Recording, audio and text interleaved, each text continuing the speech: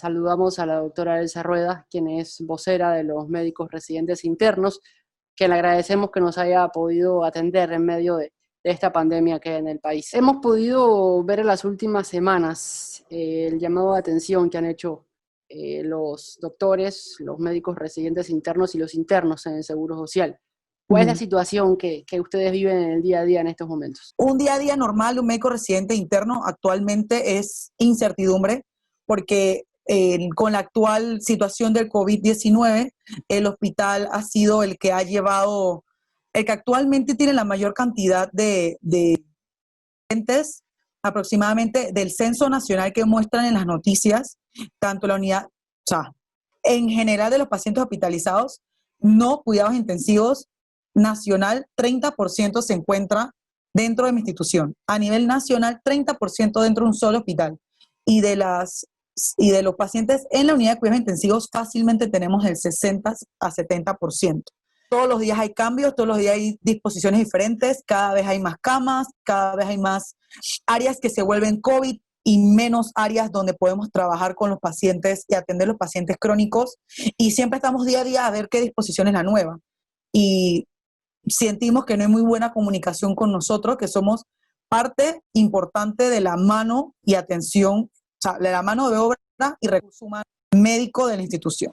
Los que hicieron el llamado a la atención estas semanas que ha pasado, para dejarlo claro, fueron los médicos residentes internos y los internos, para explicar a la audiencia cuál es el papel que juegan estos profesionales en estos momentos. Ok, primero entender que un médico interno es el médico que ya se graduó de la Facultad de Medicina. Entonces, este médico ya es graduado de una facultad de medicina y necesita prestarle 2 años de servicio obligatorio al servicio público. 1 año en la ciudad, que puede ser Complejo Hospitalario, Santo Tomás, 24 de diciembre, o Colón, o Chiriquí, y el segundo año internado en muchos otros lugares que se pueden hacer dentro del país. Obviamente, en el complejo que tenemos a los internos de primer año.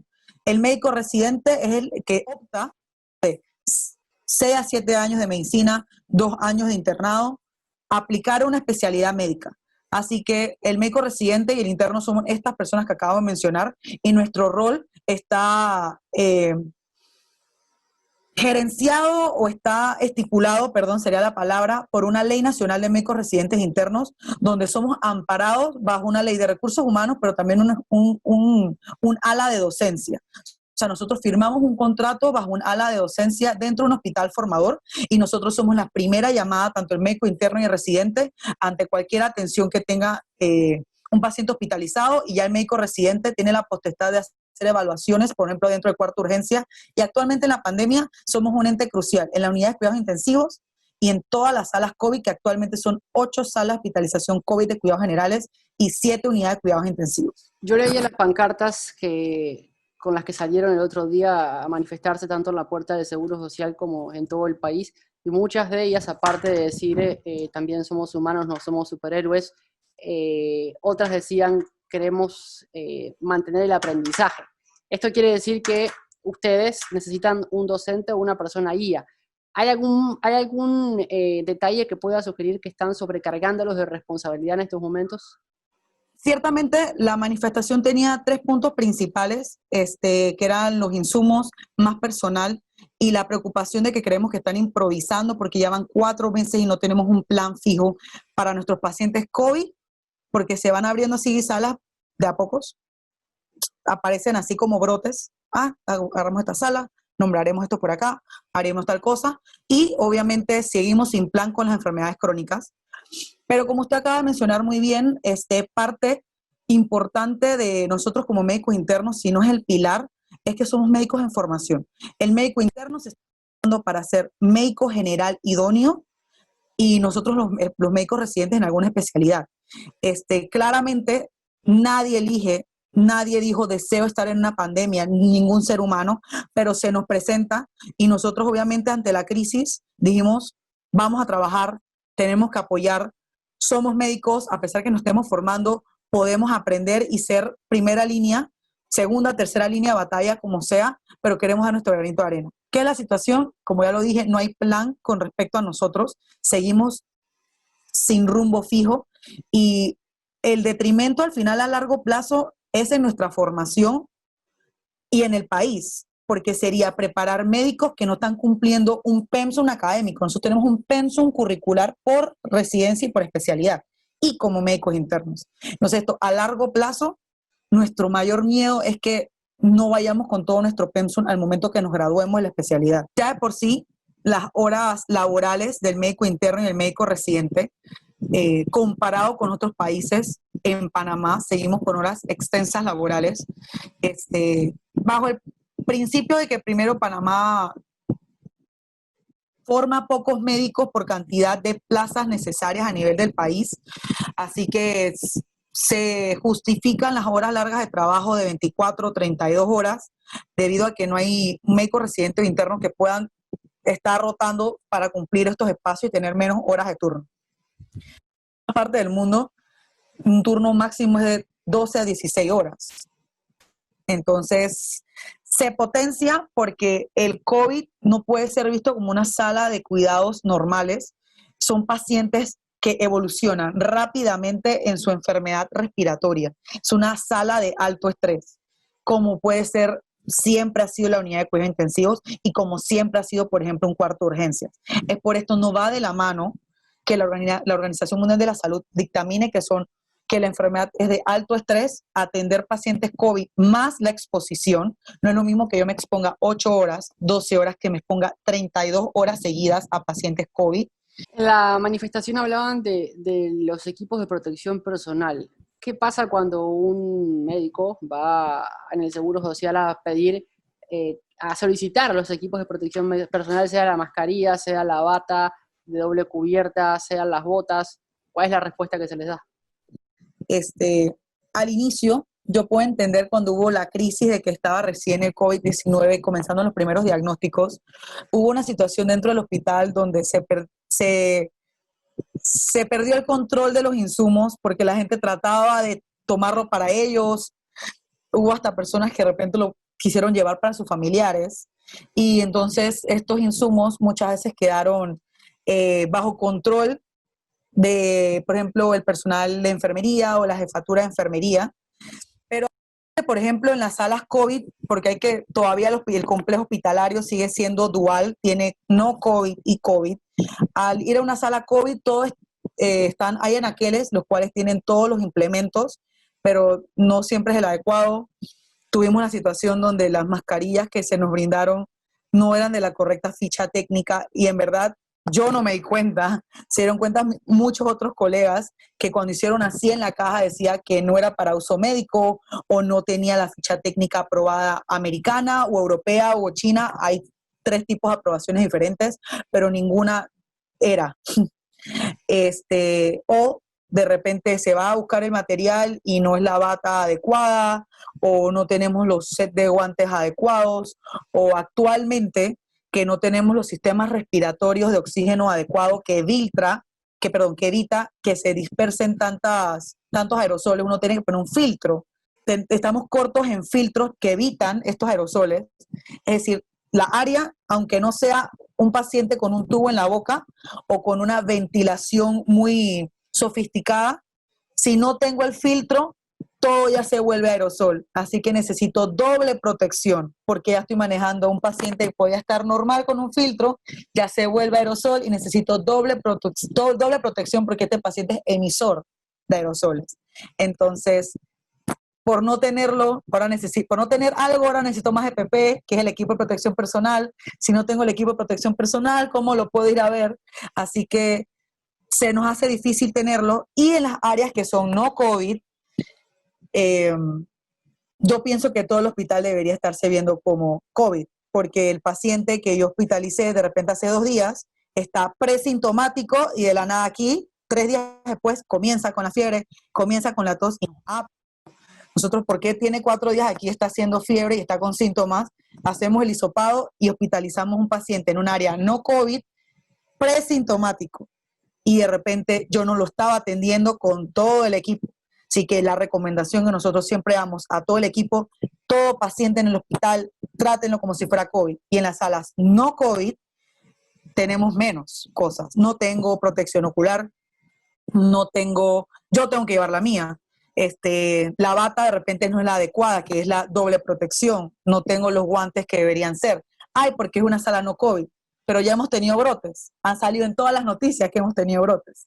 Entonces, ¿por qué no todo el hospital, desde que yo entro, saco mis cosas y de una vez me visto? ¿Ha tenido que comprar su propio equipo de protección personal? Gracias a varias donaciones, mi servicio en personal, aquí me despersonifico un poco de vocera de residentes internos, si no hablo un poco más de mi servicio. Yo soy residente en medicina interna. Muchos allegados se contactaron conmigo para poder distribuir a varios servicios, a mis compañeros dentro de mi servicio, tanto residentes como funcionarios, por ejemplo, caretas, las caretas estas que son faciales por completo, que se ven en las propagandas, que tienen un colorcito acá y tienen como un visor que se sube y que se baja. Eso es una careta facial. Esto fue donado. Hemos tenido donaciones de lentes. Hemos tenido múltiples donaciones que nos han facilitado un poco la parte del equipo de protección personal, pero sí tengo compañeros que han tenido que comprar y hay servicios que todavía siguen comprando y nosotros como médicos residentes hemos comprado hasta dispositivos de oxígeno para darle a nuestros pacientes. Máscaras especiales para recibir oxígeno, nosotros las hemos comprado. ¿Y qué respuesta le dan en el seguro cuando van a solicitarlas? Yo no he tenido una reunión directa, pero básicamente la respuesta es las imágenes del depósito lleno a las 6 de la tarde en las noticias nacionales. Tenemos el depósito lleno. Y todos nosotros como, bueno, si no, el problema no es la compra, entonces de repente el problema es la vía en la cual nos llega, que no nos está llegando de manera efectiva. Así que cuando nosotros pedimos insumos, ya sea la compra o la vía, se nos tiene que hacer llegar. No es posible que estemos en una situación en la cual lo estemos comprando, no es posible que los servicios se organicen para hacer las compras y esto sencillamente genera más frustración porque sentimos que como bofetadas virtuales de sí hay y yo acá como, pero yo no las tengo, no las veo. Han llegado reportes, no sé si serán de los médicos residentes internos o de los internos de personal que ha empezado a laborar y les han dicho desde un principio su contrato está en las oficinas de Clayton y ese contrato nunca ha firmado, no hay respuesta, se lleva más de 4 meses laborando sin recibir ningún tipo de salario. ¿Hay compañeros suyos en este estado? Bueno, es un tema delicado porque como gremio, o al menos como asociación de médicos residentes internos, a veces sentimos que la impresión del pueblo panameño ante el gremio médico muchas veces por una fama que viene previa a los otros médicos jóvenes, que somos los residentes internos, es que a veces son solo en el dinero. Sí, por eso no fue algo muy público que lo hicimos, pero ya que lo preguntas, sí hay médicos internos sobre todo, que hace un mes todos los que habían entrado no habían recibido un pago. Hace un mes ninguno había recibido un pago. Ahora todavía siguen siendo, de la entrada de 70, todavía hay 10 o 12 que siguen sin recibir su primer pago. O sea, todavía no tienen quincena. Eso ni siquiera voy a mencionar lo de los turnos. Hay médicos residentes y médicos internos que nunca hemos recibido un turno. Hay varias cosas, esto se tiene que llenar documentos administrativos. La realidad es que a veces puedo decir que no, yo digo, no siempre lo llenamos bien, porque hay una forma especial en la cual se tiene que llenar para recibir el pago de los turnos, pero yo tengo 14 meses de residencia, yo lo he llevado, me lo van a hacer, y yo estoy segura que lo he llenado y todavía sigo sin recibir mis turnos. Cuando habla de turnos se refiere a horas extra en lenguaje ordinario. Exacto. Antes de COVID, todo médico tenía que ir siempre de 7 de la mañana a 3 de la tarde. Ese es el horario oficial. El turno es de lunes a viernes, es un turno de 16 horas, que comienza a las 3 de la tarde, termina a las 7 de la mañana del día siguiente, para comenzar la planta nuevamente de 7 a 3 de la tarde. Y está el turno de 24 horas completo, que son sábados y son domingos, que uno entra el sábado a las 7 de la mañana y se va el domingo a las 7 de la mañana. Esos son los denominados turnos, fuera de las horas laborales normales. Y sí, hay problemas en los pagos de los turnos desde antes y todavía se mantiene. pero la situación de declive más importante y lo más grave fue que teníamos médicos que entraron durante la pandemia y no se les había pagado. A varios le han pagado, es cierto, pero no debería ser algo que debería estarse ellos organizando. Ellos se han organizado, ellos han hecho las listas, ellos han hecho las cédulas y han hecho llegar. Somos todos nosotros que todavía no nos han pagado. Entonces, sé que hay otras prioridades, pero la realidad es que muchos médicos y muchos recién graduados no tienen la potestad para solicitarle a sus padres, después de 6 años de estudio, seguir todavía pidiendo un aporte económico. Muchos de ellos pagan alquiler. Tengo compañeros que son padres de familia, madres de familia, apoyan a sus padres, así que no es fácil decir que la vocación únicamente lo puede todo. Hay gastos, como cualquier otro ser humano. Tras la manifestación, tras haber hecho el llamado, ¿hubo alguna respuesta por parte de los directivos del Seguro Social? Han habido grandes e importantes sobre decisiones y cambios en el hospital. Han habido reuniones sobre el futuro académico, ya que usted lo mencionó. No era parte de nuestras 3 consignas principales, pero sí es importante saber nuestro futuro. Y sobre los insumos, no he sabido mucha respuesta al respecto, pero lo que sí sé es que hay un movimiento grande en el complejo hospitalario. Doctora, para cerrar, ¿se tiene una cifra aproximada, a grosso modo, de cuántos médicos residentes e internos han sido contagiados por el COVID-19 hasta ahora? El grupo de voceros y voceras del movimiento hicimos un censo de la cantidad de internos y residentes, y sí, 1 de cada 4 internos y 1 de cada 5 residentes ha sido infectado o está infectado por COVID.